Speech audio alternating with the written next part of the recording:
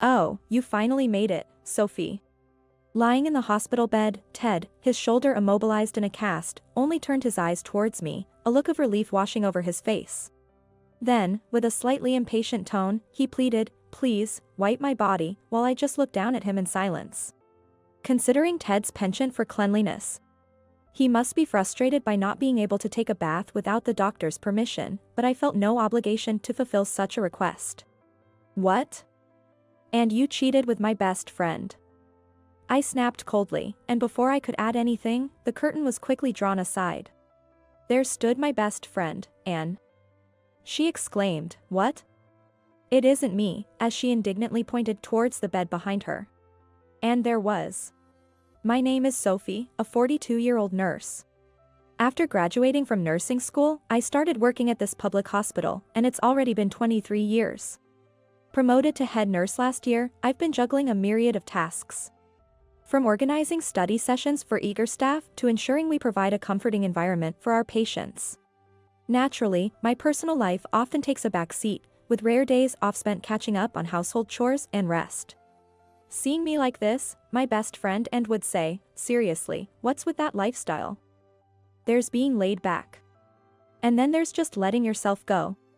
Urging me to visit the hair salon more often and to not neglect my skincare as if I were still a pimple-faced teenager. But recently, she's been quieter, leaving me feeling a mix of relief and a touch of sadness. Then, surprisingly, on a day off, Anne invited me to a mixer. Like me, Anne is single, having got married once in her early 20s. After her husband's infidelity led to a tumultuous split, initially, Anne would laugh it off, saying, "That's it for marriage. I wouldn't mind dating again, but one marriage and one divorce are quite enough for me." But lately, she seemed inspired by a senior colleague at work, a role model in life, who had just had a whirlwind later-in-life wedding and seemed blissfully happy. Maybe marriage isn't so bad after all. I'm not getting any younger. And I've learned to navigate the tough times, but it does get lonely not having someone to share the good times with, she mused, becoming more keen on attending mixers. When she suggested going to a mixer, I hesitated, saying, "Mixers, huh? Well, you always look great and young for your age. So it might be fine for you, but I feel like an old lady already. Maybe I'll pass." But she persisted, assuring me, "Don't worry. The mixers I go to are always well balanced in terms of age groups." Feeling a bit guilty for always saying no, I decided to join her just this once, thinking it would satisfy Anne.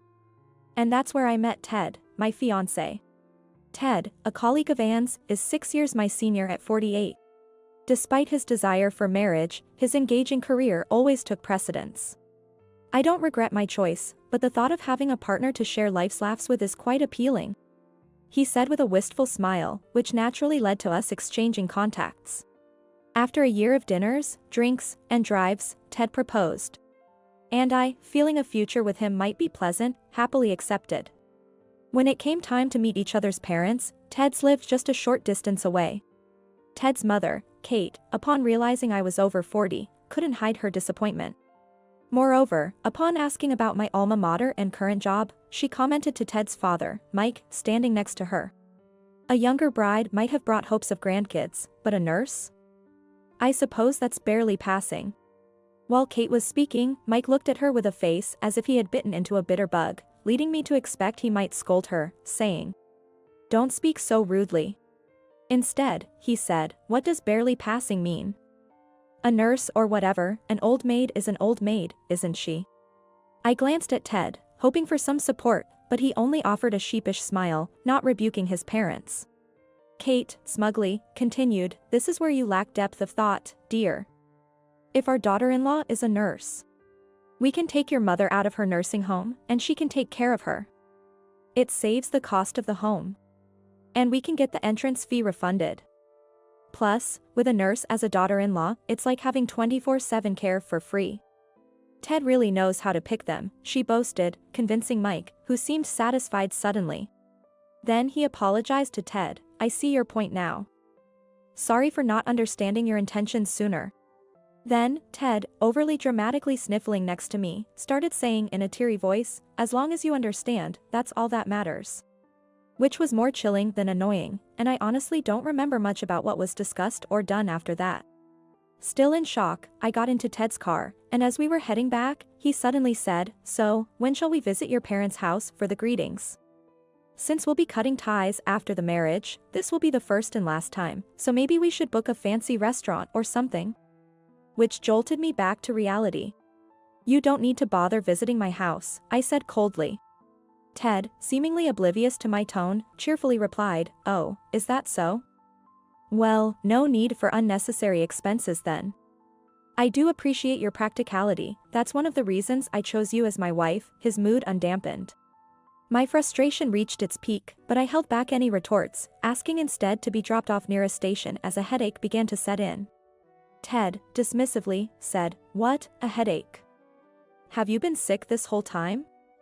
Poor self-management is just the worst." And without driving me to the station, he pulled over to let me out, not even looking back as he drove away. While catching a taxi home, I gradually came back to my usual self and began to feel genuinely infuriated, recalling the outrageous comments made by Ted's family. It was the first time I heard about Ted's grandmother living in a nursing home, and the idea that they wanted to skimp on her care costs by making me a free caregiver was appalling. I was angry at myself for not seeing Ted's true nature despite dating him for a year, but fortunately, we hadn't got married officially yet. So calling off the engagement seemed easier than going through a divorce. Soaking in the bath at home, I resolved to act quickly and decided to go to Ted's place the next day to end the marriage talks as if they never happened, before drifting off to sleep. The next day, I apologized for the sudden change but swapped shifts at the hospital and headed to Ted's apartment. Ideally, I should have scheduled an appointment in advance, but at that moment, I was filled with a strong desire to avoid any unnecessary conversation with Ted.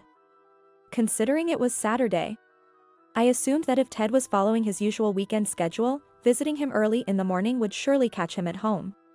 However, despite making my way to Ted's much bragged about high-rise apartment, no matter how many times I rang the intercom at his unit from the entrance, there was no response. Left with no choice, I sent a message on social media, but it wasn't even read. The same went for emails and phone calls. Honestly, it was anticlimactic given my momentum, but since I had taken the day off, I decided to settle things once and for all by going to Ted's parents' house. Perhaps he had gone back home and stayed there after our last encounter. Even if Ted wasn't there, a straightforward "I could never be a suitable bride for your family" to his parents would likely suffice to easily call off the engagement. Fortunately, no formal engagement rituals had been performed, and no money had been spent on engagement rings or wedding reservations. Hence, I believed that if we both agreed, calling off the engagement could be smoothly executed. So, I took a taxi to Ted's parents' house, where I had visited just yesterday, but before getting out of the taxi, I spotted Ted's parents, Ted, and a woman with a familiar silhouette all getting into a car.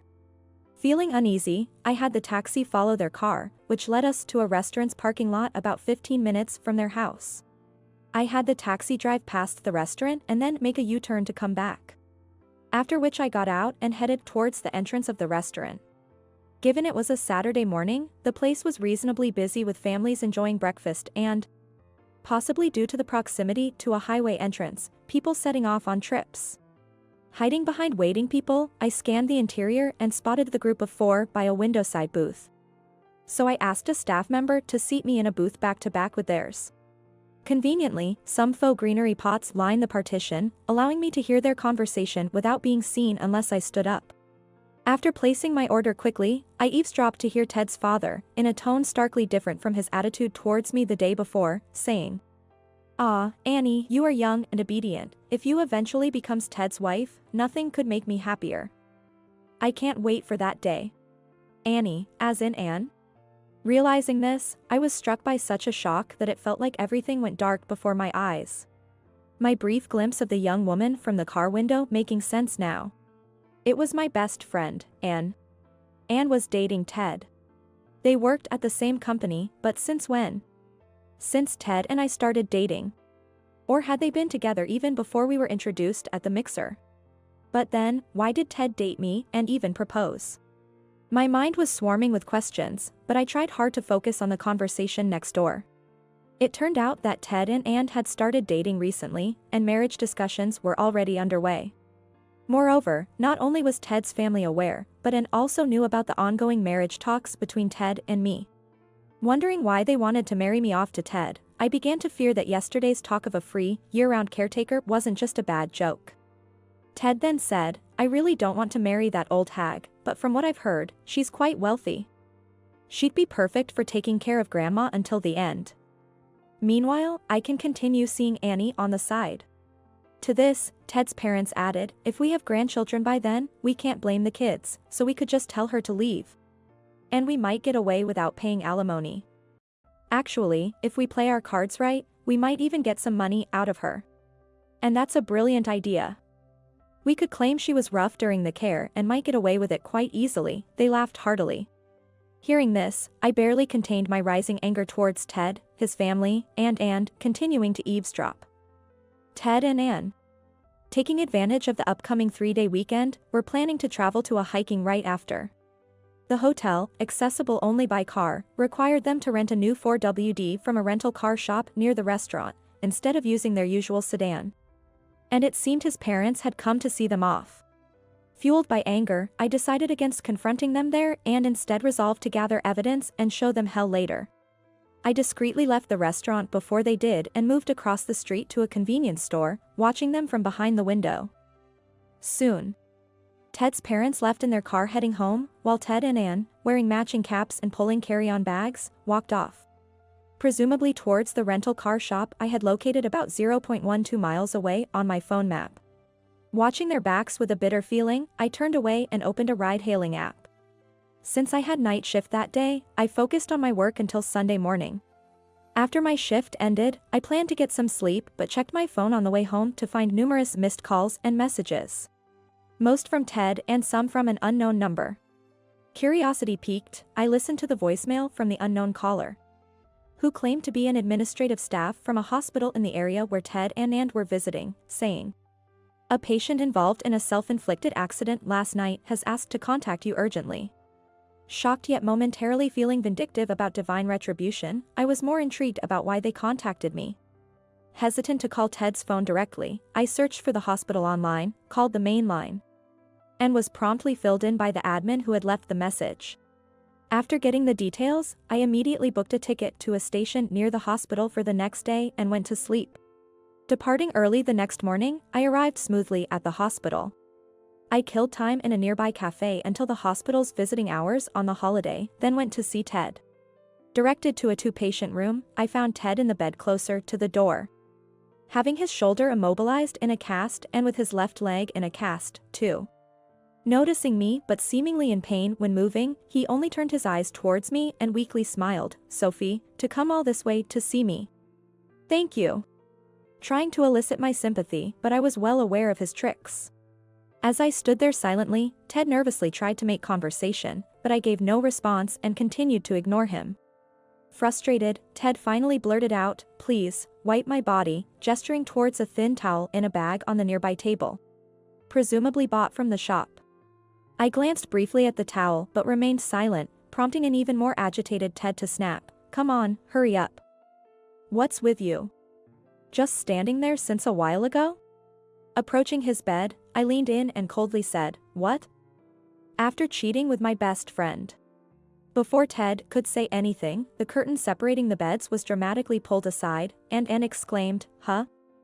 It isn't me, then," pointing to a woman cowering on the bed behind her. She declared, "This man's mistress is this woman." I was momentarily stunned by the sudden appearance of Ann and the unfamiliar woman on the bed, but Ted, seizing the moment, shouted at Ann, "What the hell are you doing? Stop spreading lies. Get out." He started throwing whatever he could grab, like pillows and water bottles, at her. Several nurses and I had to restrain Ted, who was glaring at Ann with frustration. Ann. She was unfazed by the commotion, remained calm, and when I murmured, "That woman over there, she does look a lot like you. From her hairstyle to her figure. So, Ted's mistress, Annie, is not you?" Ann's face turned beet red, and she snapped, "You didn't think I was that scumbag's mistress, did you?" Tentatively, I apologized, saying, "I'm sorry. I thought it was you. Anne let out a big sigh and said, don't be ridiculous. I'm not that bad, looking exasperated.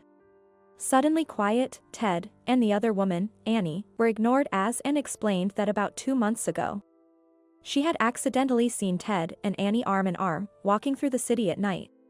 Knowing that I was dating Ted, Anne thought it was an affair but decided to gather solid evidence before telling me, letting them be for the time being. Indeed, as I had overheard at the restaurant, and found out that Ted and Annie were planning not just an affair but to have me marry Ted, secretly enjoy a polygamous lifestyle, and make me take care of Ted's grandmother. And received a message from me saying, I've been proposed to. So I guess we're engaged now. This prompted her to rush the secret photo shoot she had arranged with a friend to capture the final piece of evidence of their affair. Amidst this, a friend from the HR department at work informed her that Ted had been injured in an accident during a trip and was hospitalized. Assuming I was the one accompanying him, she rushed over without hesitation. This guy, he had rented a car through the company's employee benefits, so we got the accident report immediately. I tried calling you but couldn't get through, and when I arrived, guess who was hospitalized in the same room? This mistress. I thought if you rushed over worried and found out about this, you would be devastated. Sure enough, I did show up, but something seemed off. Anne was bewildered by my accusation of Ted being unfaithful and even more so by my mistaking her for the mistress.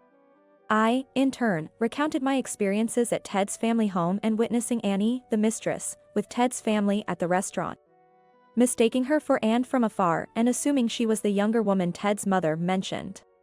Though we consider ourselves close friends, Anne is nearly 10 years my junior. And is actually the younger sister of a close friend from my middle and high school days.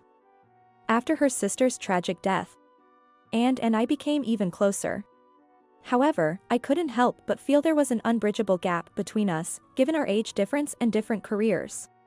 After apologizing again, Anne, with a sly smile, said, well, if you are fed up with these losers too, there's no need to hold back. Let's give them hell, smirking maliciously at Ted and Annie. Ted and Annie, momentarily taken aback, retorted, hell? Don't make me laugh. I only hung out with this old hag because she seemed to have some use. If she wants to break up, I'm all for it. But Anne provocatively asked, really now, Teddy?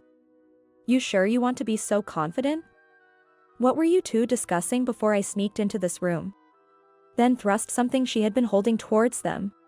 Everyone leaned in to see it was a voice recorder in her hand.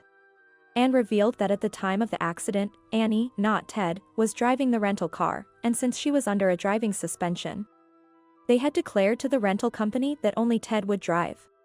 She also recorded them admitting to drunk driving after enjoying their drinks at the inn and deciding to drive out to see the night view despite being intoxicated. As Ted desperately tried to snatch the recorder from Anne, he grimaced in pain and dumped it into a nearby water pitcher.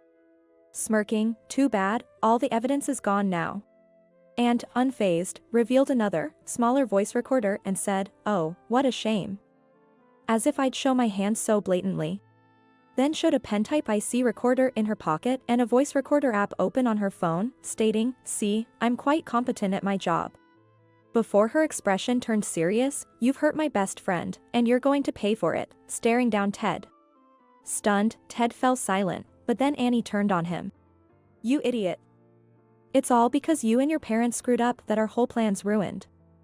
You better take responsibility. Although she tried to confront him, her hand immobilized by a cast and sling, she could only grind her teeth in frustration. Ted, looking up, retorted, shut up, you worthless woman. Your only asset is your youth. Misunderstanding that. You dared to dream of becoming my wife. Marrying a loose woman like you would only lead to cuckolding. Who would fall for that? And with that, he swung his leg in a cast off the bed, nearly lunging at Annie, unleashing a torrent of scolding at her. Both were equally despicable. In a sense, they deserved each other. Expecting the nurses to rush in again to scold them, I stood up with Anne, ready to make our final statement. Enough with the noise. You two are truly meant for each other. A trashy woman who cozies up to an engaged man for some benefit. And a foolish man who thinks he's playing smart but is just being used by a shallow woman. Let me make it clear, I have no sympathy for you. Only contempt, and with that, Anne and I left the room. Behind the closed door, we could hear Ted calling out and Annie's screams, but we ignored them and walked away. Later, before leaving the town, we visited the stores and inns damaged by Ted and Annie's rental car. Initially met with disdain as relatives of the irresponsible driver, the mood changed once we explained the situation, turning into sympathy for us. At that point, we advised the owner of the catering business, which had suffered significant damage, it may come out in the police investigation. But the driver who crashed into your establishment was likely under the influence and driving with a suspended license. You might not be able to claim insurance, and worse, you might end up not receiving any compensation and instead get stiffed. After that, we promised to immediately send a copy of the recording made in the hospital room, which contained Ted and Annie admitting to drunk driving and their attempts to pin it on me. Moreover, Anne suggested that while Ted's whereabouts might be easier to ascertain, tracking Annie, who was still on probation at the company, could prove difficult given the current emphasis on privacy protection. She advised taking action sooner rather than later and then emphasized, "Please keep the source of this information confidential." She then shared what she knew about Annie, including her rough home address, the apartment where she currently lives, and the fact that she was likely hired through a referral by the executive vice president, who was probably her guarantor. The sudden intrusion of a reckless driver wreaked havoc on the beloved shop, and although the owner repeatedly thanked us, they rightfully had claims against those two. If the exercise of those rights brought Ted and Annie their just desserts, it would be a delightfully satisfying turn of events for us, making us the ones who should be expressing gratitude. Triumphant in our journey back with Anne, we learned that the two left in the hospital were promptly advised to transfer due to their poor behavior, effectively being expelled. Ted's parents rushed over upon hearing the news, only to be faced with demands from the hospital for the costs of the damaged equipment, hospitalization, and surgery fees caused by their children. Their available cash fell short, and even after selling bags, watches, and jewelry at nearby pawn shops, it barely made a dent in the expenses. In the end, they had to secure a loan against their sedan from a lender known for its ruthless terms, essentially signing over the car's ownership soon, as the grateful shop owner informed us over a thank you call. Moreover, the accident, thankfully not involving others, was a solo crash. However, possibly to conceal Annie's drunk driving and suspended license, they hadn't reported the incident to the police, making it impossible to obtain an accident report. Regardless, the revelation of drunk driving and a suspended license would mean their personal injuries, let alone the insurance for the totaled rental car itself, and any property damage would be utterly unusable. The thought of them facing a looming debt hell, just waiting for them, brought an uncontrollable smile to our faces. I decided to proceed swiftly with the next steps, starting by reporting to the police, along with the recorded evidence, that Annie, Ted's mistress, had been drinking and driving a rental car. The police contacted the rental car company to verify the facts, and soon the company's lawyer rushed over. After returning from the hospital, I handed over printed screenshots of the numerous SNS messages sent by Ted and Annie trying to silence me, along with the recorded conversation from the hospital room. The company's lawyer, with a big smile, said, "Thank you for your cooperation in every aspect. This will allow us to proceed with the damage claims swiftly," and left seemingly in high spirits. According to a letter that came with a luxurious box of sweets sent to me jointly by the rental car company and the legal advisor's office, the rental car company, based on the evidence I provided, notified Ted and Annie that they were filing a lawsuit for damages against them for the accident involving the rental car they had rented, which was nearly in new condition and was totaled. At the same time, a report was filed with the police, putting Ted and Annie in a tight spot. Despite hastily hiring a lawyer, they were bluntly told they had no chance in court and managed to settle by paying the amount requested by the rental car company.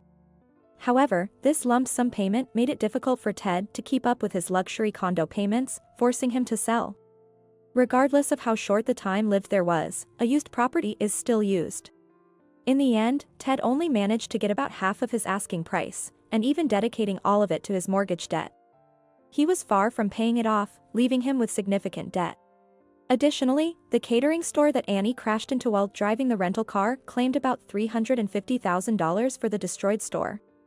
Repair costs for dishes and kitchen equipment, the cost of ingredients bought for a long weekend, compensation and apology costs to customers with reservations, lost earnings due to the repair period overlapping with the holiday season, and the cost of a wrecked delivery minivan, among other expenses. Heeding my and Anne's advice, the store demanded a lump sum payment from both. They were told that legal action would be taken immediately if they didn't comply. The store's compensation should have been covered by voluntary insurance as property damage. But Ted and Annie hadn't opted for the insurance when renting the car, and the coverage limit for property damage was only $200,000. Furthermore, the accident caused by Annie, who was driving without a license due to suspension and under the influence, without having declared herself as a driver to the rental company, and without obtaining an accident certificate at that time, led the insurance company to deny coverage, as we had predicted. Ultimately, Ted and Annie had to pay out of their own pockets. Then, a terrible argument erupted between Ted and Annie, blaming each other for the situation. "I should never have dated a jinx like you. That's my line. You were all drooling over a younger woman. And to think you can't even cough up this amount of money, what a miserly old man." After hurling insults at each other, Ted and Annie, who once vowed eternal love, found themselves embroiled in a chaotic situation, suing each other for defamation, insult, and damages. Given the messy nature of the situation, a resolution was hard to come by. Despite already taking time off work due to injuries from the accident, Ted's frequent absences due to court appearances led his exasperated company to transfer him to a department known colloquially as exile. Ted's pride as a self-proclaimed elite was shattered, but due to the various payments involved in this ordeal, he was unable to resign. On the other hand, Anne was more furious than anyone about Annie's affairs with not only Ted but also several other male colleagues during her probation period. Exposed her. Some of them were married, and due to disrupting company discipline and potentially affecting work, Annie, despite being hired through connections, was promptly fired without being officially hired. If Annie has to pay for the damages to the catering store, the debt she incurs at 23 will be enormous. Facing financial difficulties, Annie hastily started job hunting, but when asked to submit a proof of dismissal from her previous job, her prospects dimmed, leading her to give up on securing a full-time position. Now, she is juggling part-time jobs to make ends meet and has been seen, unkempt and in casual attire, eating bread while rushing to a warehouse district on her bike, a sight relayed to me through the grapevine. However, this has nothing to do with me. As for me, despite being busy with demanding work, I am leading a fulfilling life. I'm also happy that I've been able to reconnect and get along with my best friend and, just like old times, after a period of misunderstandings and awkwardness. The only issue, if any, is Anne's unchanging nature. She keeps inviting me to mixers, saying, "Sophie, want to join a mixer?" It's hosted by that temp we had before. Divorced, but with nice personalities only. I have a good feeling about this one. It's not that I've been put off by my experience with Ted, but I've recently rediscovered the joys of being single and am looking for a way to gently dissuade Anne from these invitations. A dilemma I'm currently pondering.